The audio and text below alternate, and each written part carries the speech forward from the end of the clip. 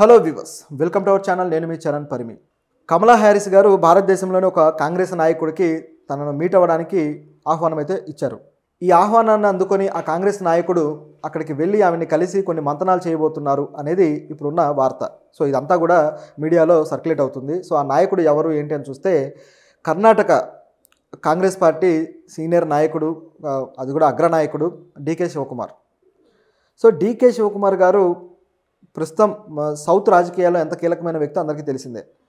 కర్ణాటకలో కాంగ్రెస్ ప్రభుత్వాన్ని ఏదైతే వాళ్ళకు కోల్పోయిన ప్రజాభిమానాన్ని కావచ్చు, అలాగే కోల్పోయిన సీట్లని కావచ్చు తీసుకురావడానికి చాలా కష్టపడి ఆయన కాంగ్రెస్కి ప్రభుత్వంలోకి తీసుకొచ్చాడు. ఆ తర్వాత ఆయన సీఎం అవ్వాలి అని చెప్పేసి ఆయన అనుకున్నా సరే, ఇటువైపు ఆయనకన్నా సీనియర్ ఉన్నారు కాబట్టి ఆయనకి ఇవ్వడం జరిగింది. తర్వాత తను నెక్స్ట్ టర్మ్లో చూసుకోవచ్చు అనే విధంగా ఆగిపోయారు. ఆ తర్వాత తెలంగాణలో కూడా కాంగ్రెస్ పార్టీని అధికారంలోకి తేవడానికి ఆయన ఇక్కడికి వచ్చి ఇక్కడ కూడా ఆయన క్యాంపెయినింగ్ చేయడము, రేవంత్ రెడ్డికి సలహాలు మంతనాలు ఇవన్నీ జరిగాయి. తర్వాత కాంగ్రెస్ పార్టీ గెలవడం ఇవన్నీ జరిగింది. సో ఈ విధంగా ఒక్కసారిగా సౌత్లో కాంగ్రెస్ పార్టీ నుంచి ఒక బలమైన లీడర్గా ఆయన అవతరించాడు. ఇలాంటి విషయాలన్నీ డీల్ చేయడానికి ఇప్పుడు డీకే శివకుమార్ గారినే ఉపయోగిస్తుంది కాంగ్రెస్ పార్టీ. అయితే ఆయనకు పర్సనల్గా ఒక ఆహ్వానం అమెరికా అధ్యక్ష ఎన్నికల్లో పోటీ చేస్తున్న కమలా హ్యారిస్ గారి నుంచి రావడం ఆశ్చర్యకరం. డెమోక్రటిక్ పార్టీ నుంచి ఆవిడ పోటీ చేస్తున్నారు. ఆవిడకి కూడా మరి రాజకీయపరమైన మంతనాలు ఇటు ఏవైనా సలహాలు కోసం చేస్తున్నారా లేకపోతే ఏంటి అనేది ఇప్పుడు డౌట్ వచ్చింది అందరికీ. అయితే ఇందులో గమనించాల్సింది ఏంటంటే రాహుల్ గాంధీ కూడా అక్కడే ఉన్నాడు అమెరికాలో. సో రాహుల్ గాంధీ అక్కడే ఉన్నాడు, పైగా డీకే శివకుమార్ని ఆహ్వానం అందింది. సో ఈయన వెళ్ళిన తర్వాత రాహుల్ గాంధీతో కలవడము, అలాగే ఆవిడతో కలవడం, తర్వాత బరాక్ ఒబామా అమెరికా మాజీ అధ్యక్షుడు బరాక్ ఒబామాతో కలిసి ఒక సపరేట్ మీటింగ్ ఒకటి ఏర్పాటు చేసుకొని అందులో కొన్ని విషయాలు చర్చించాలి అన్నట్లుగా వార్తలు అయితే వైరల్ అవుతూ వస్తున్నాయి. సో ఆ మీటింగ్లో మరి డీకే శివకుమార్ ఏం చెప్తాడు, వాళ్ళు ఏం అడుగుతారు, అసలు బరాక్ ఒబామా డీకే శివకుమార్ సలహాలు తీసుకునే రేంజ్లో ఉందా పరిస్థితి? ఎందుకంటే అసలు భారతదేశం నుంచి ఒక వ్యక్తి అమెరికా అధ్యక్ష ఎన్నికల్లో సలహాలు ఇవ్వడం అనేది జరుగుతుందా?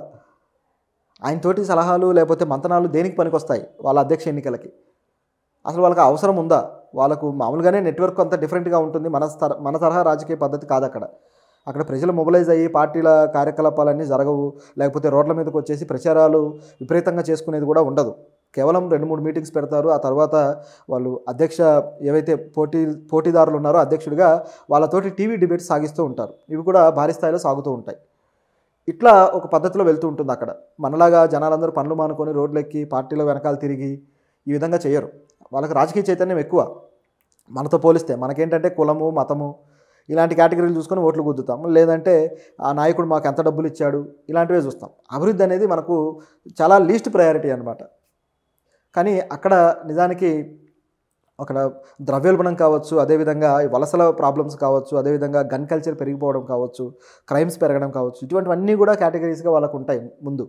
ఆ తర్వాతనే పర్సనల్ లాభాలు ఉంటాయి. ఇక కులము మతం అనే ప్రస్తావన ఉండదు. కాకపోతే రేస్ ఏదైతే వైట్ రేస్ కేటగిరీ ఉందో దీని విషయంలో మాత్రం కొద్దిగా ఉంది, వాళ్ళకి భావన గట్టిగా ఉంది.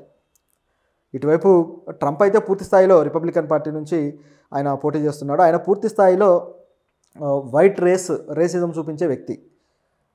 అలాగే ఇటువైపు కమలా హ్యారిస్ గారేమో ఆవిడ మామూలుగా అయితే బ్లాక్, అంటే ఇండియా అండ్ బ్లాక్ ఆరిజిన్ నుంచి వచ్చిన వ్యక్తి కాబట్టి ఆవిడ సో మొదటిసారి ఒక బ్లాక్ మహిళ అధ్యక్షురాలు అవుతుంది అన్నట్టుగా ఆవిడ ముందుకు వచ్చారు.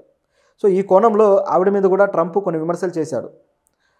అంటే ఈవిడ నిజమైన బ్లాక్ అయినా లేకపోతే ఇండియన్ కదా, మిక్స్ అయింది కదా, ఏంటి అసలు ఈవిడ నానా రకాలుగా మాట్లాడుతుంది, ఆవిడ కల్చర్ అమెరికన్ కల్చరా, ఇండియన్ కల్చరా, లేకపోతే వాళ్ళ ఫాదర్ది ఏదైతే కంట్రీ ఉందో ఐ థింక్ జమైకా అనుకుంటా, సో ఈ కల్చరా ఏంటి అని చెప్పేసి అడగడం జరిగింది.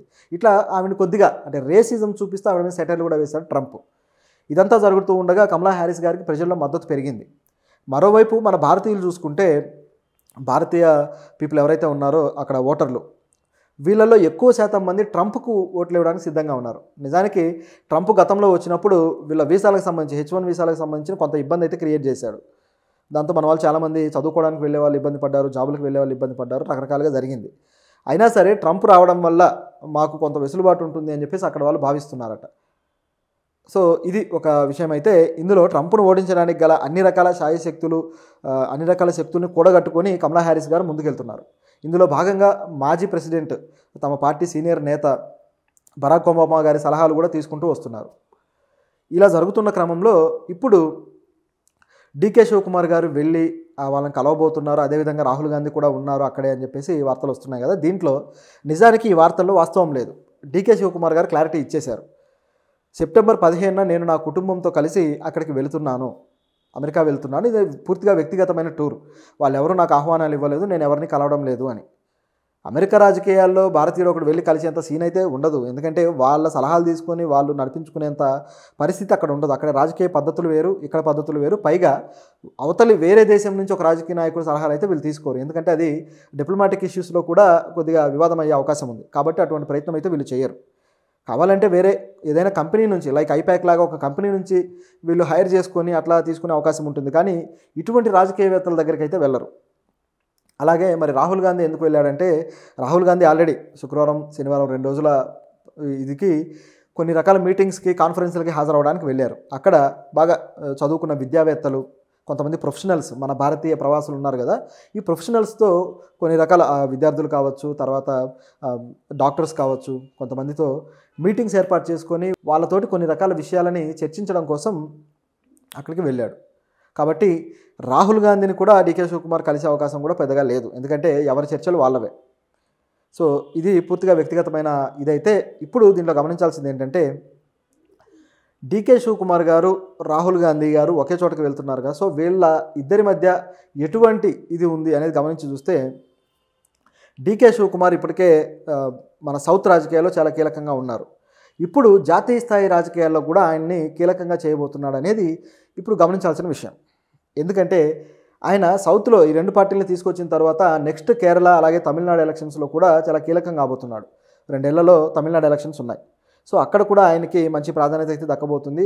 ఈ మంతనాలన్నింటికి కూడా ఆయన్నే కాంగ్రెస్ పార్టీ ఉపయోగించబోతుంది. ఇదిలా ఉంటే జాతీయ స్థాయి రాజకీయాల్లో డీకే శివకుమార్ని మెయిన్ చేయాలి, ఆయన్ని ఉపయోగించుకొని అక్కడ స్ట్రాటజీస్ తీసుకోవాలి అని చెప్పేసి రాహుల్ గాంధీ గారు ఆలోచిస్తున్నారు.